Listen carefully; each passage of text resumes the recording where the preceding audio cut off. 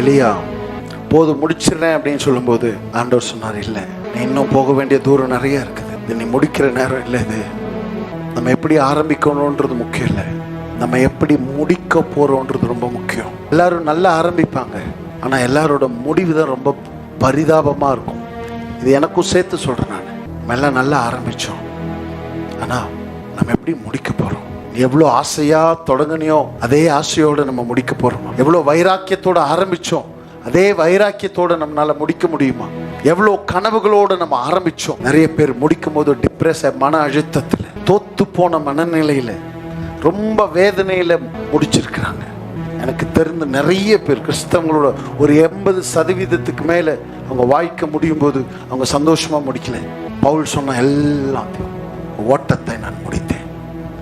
தேவனோட சித்தத்தை நிறைவேற்றி சந்தோஷமா முடித்தவர்கள் ரொம்ப கொஞ்சம் பேர் தான்.